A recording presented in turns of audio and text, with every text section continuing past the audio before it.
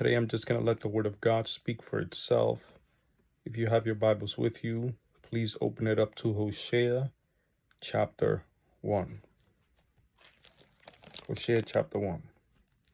The word of the Lord that came to Hosea, son of Beri, during the reigns of Uzziah, Jotham, Ahaz, and Hezekiah, kings of Judah, and during the reign of Jeroboam, son of Jehoash, king of Israel.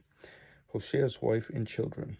When the Lord began to speak through Hosea, the Lord said to him, "Go, marry a promiscuous woman, and have children with her. For like an adulterous wife, this land is guilty of unfaithfulness to the Lord."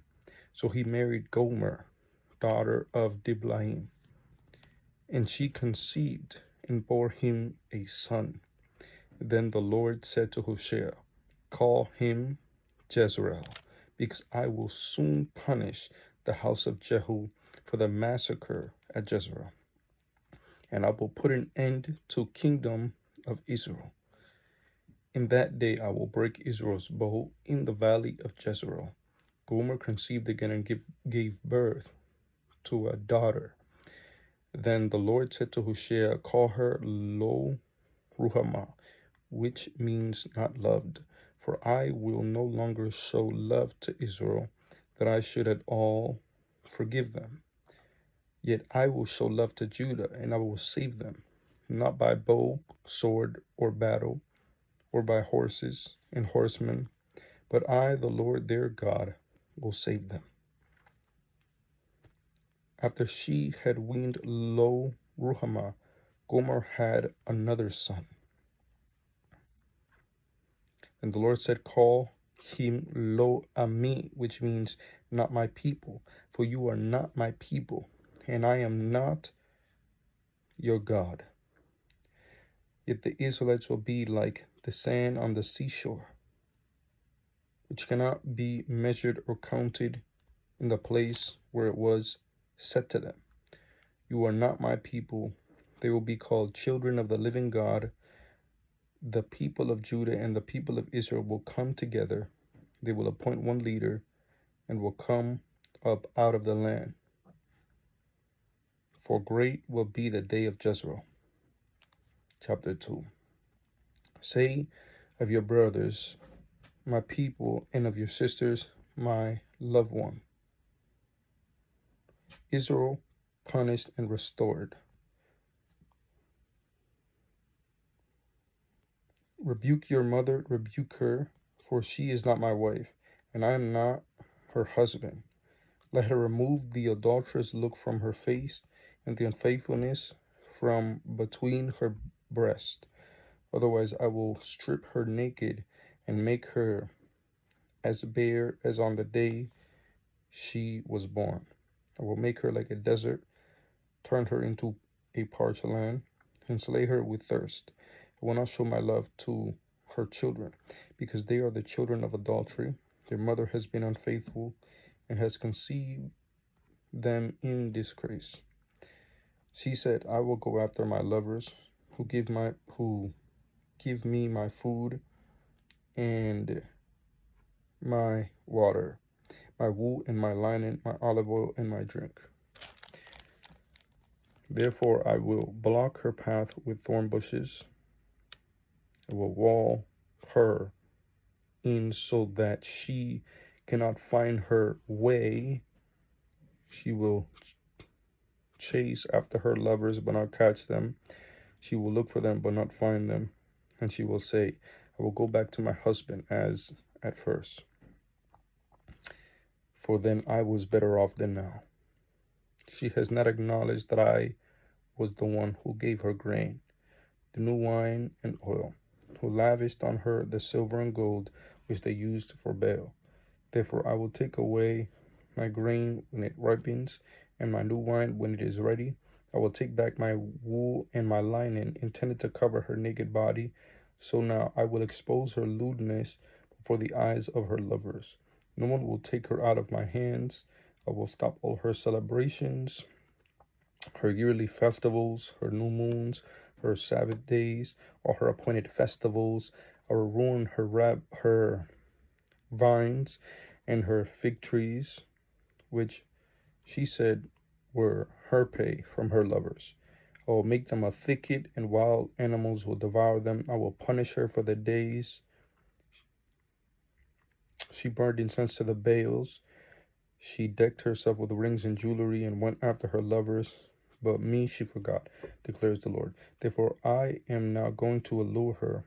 I will lead her into the wilderness and speak tenderly to her. There I will give her back her vineyards, and I will make the valley of Achor a door of hope. There she will respond as in the days of her youth, as in the day she came out of Egypt. In that day, declares the Lord, you will call me my husband. You will no longer call me my master. I will remove the names of the Baals from her lips. No longer will their names be invoked. In that day I will make a covenant for them with the beasts of the field, the birds in the sky, and the creatures that move along the ground.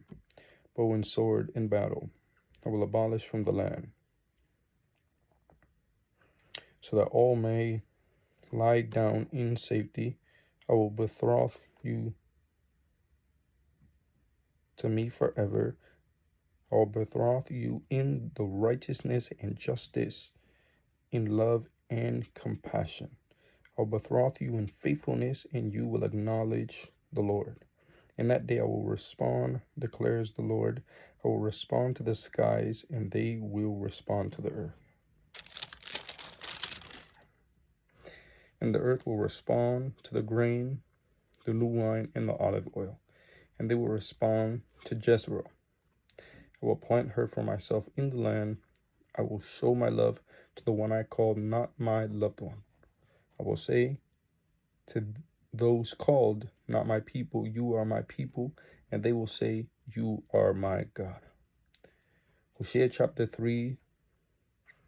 This is the chapter that I really want to focus on, right?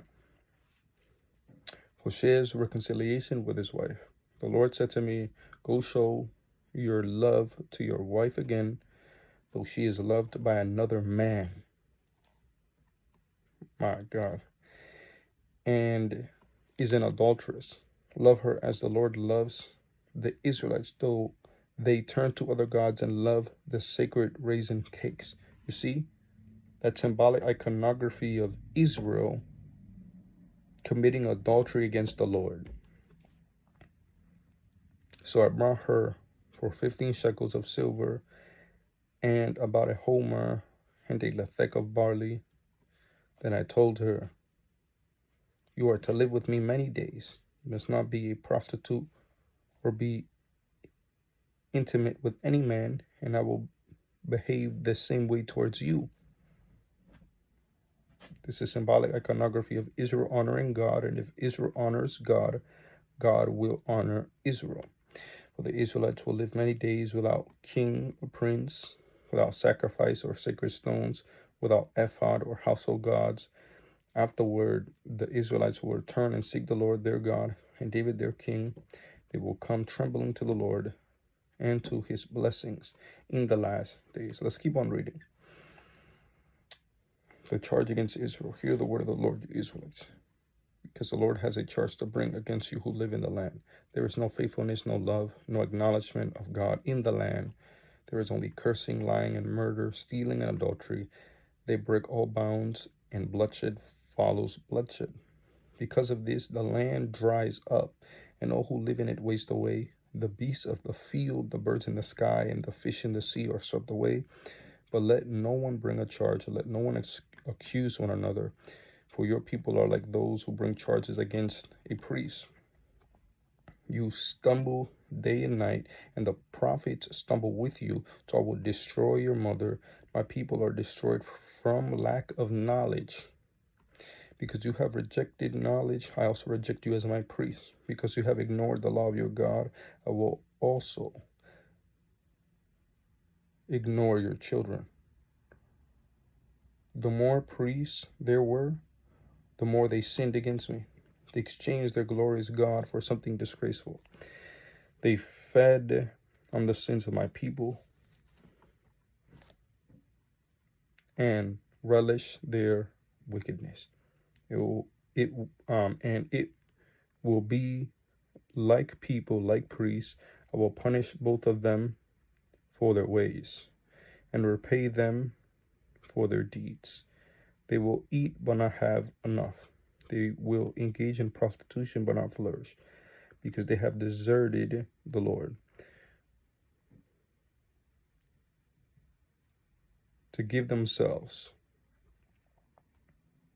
to prostitution, old wine and new wine, take away their understanding. My people consult a wooden idol, and a diviner's rod speaks to them. A spirit of prostitution, right? Symbolic iconography of a spirit of prostitution. A spirit of prostitution leads them astray. They are unfaithful to their God. They sacrifice on the mountaintops and burn offerings on the hills under oak, poplar, and terebinth, where the shade is pleasant. Therefore, your daughters turn to prostitution and your daughters-in-law to adultery. I will not punish your daughters when they turn to prostitution, or your daughters-in-law when they commit adultery, because the men themselves concert with harlots and sacrifice with shrine prostitutes. A people without understanding will come to ruin. Though you, Israel, commit adultery, do not let Judah become guilty. Do not go to Gilgal. Do not go up to Beth Aven, and do not swear. Surely as the Lord lives. The Israelites are stubborn, like a stubborn heifer. I'm a heifer, my fault. Oh my God. How then can the Lord pasture them like lambs in a meadow? Ephraim is joined to idols. Leave him alone. Even when their drinks are gone, they continue their prostitution. Their rulers dearly love shameful ways. A whirlwind will sweep them away, and their sacrifices will bring them shame. Judgment against Israel. Hear this, you priests. Pay attention, you Israelites. Listen, royal house. This judgment is against you. You have been a snare at Mizpah, a net spread out on Tabor. The rebels are knee-deep in slaughter. I will discipline all of them. I know all about Ephraim. Israel is not hidden from me.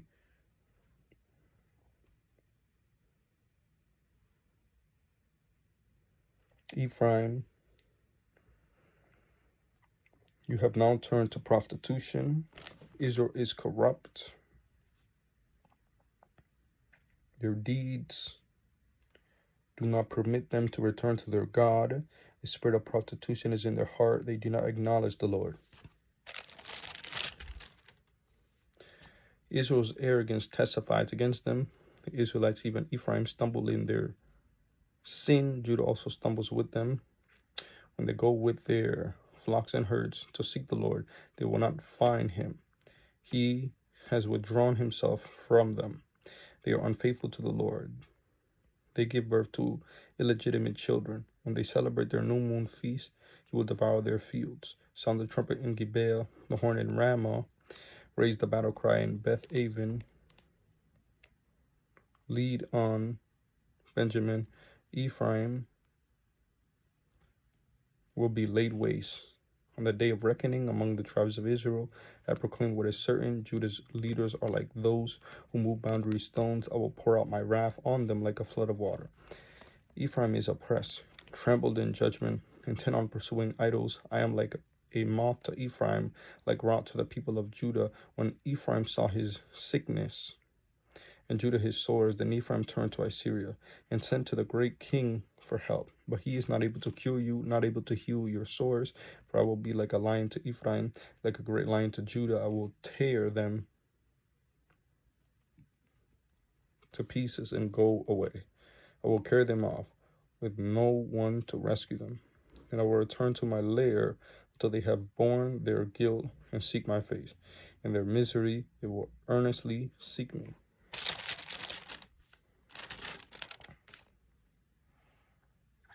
Israel unrepentant. Come, let us return to the Lord. He has torn us to pieces, but he will heal us. He has injured us, but he will bind up our wounds. After 2 days, he will revive us. On the third day, he will restore us. that we may live in his presence. Let us acknowledge the Lord. Let us press on to acknowledge him. As surely as the sun rises, he will appear. He will come to us like the winter rains, like the spring rains that water the earth. What can I do with you, Ephraim? What can I do with you, Ephraim? What can I do with you, Judah? Your love is like the morning mist, like the early dew that disappears. Therefore I cut you in pieces with my prophets. I killed you with the words of my mouth. Then my judgments go forth like the sun, for I desire mercy, not sacrifice, and acknowledgement of God rather than burnt offerings. As at Adam, they have broken the covenant. They were unfaithful to me there. Gilead is a city of evildoers, stained with footprints of blood, as martyrs lie in ambush for a victim. So do bands of priests. They murder on the road to Shechem, carrying out their wicked schemes. I have seen a horrible thing in Israel. There, Ephraim is given to prostitution. Israel is defiled. Right? It's just prophesying the condition of Israel. By the way, Hosea was a minor prophet. Also for you, Judah, a harvest is appointed. Whenever I would restore the fortunes of my people, whenever I would heal Israel, the sins of Ephraim are exposed, and the crimes of Samaria revealed. They practice deceit. Thieves break into houses, bandits rob in the streets, but they do not realize that I remember all their evil deeds. Their sins engulf them. They are always before me. They delight the king with their wickedness, the princes with their lies. They are all adulterers, burning like an oven. Was fire the baker need not stir from the kneading of the dough till it rises. On the day of the festival of our king, the princes become inflamed with wine, and he joins hands with the mockers. Their hearts are like an oven. They approach him with intrigue. Their passion smolders all night. In the morning it blazes like a flaming fire. All of them are hot as an oven. They devour their rulers. All their kings fall, and none of them calls on me. Ephraim mixes with the nations. Ephraim is a flat loaf, not turned over. Foreigners sap his strength, but he does not realize it.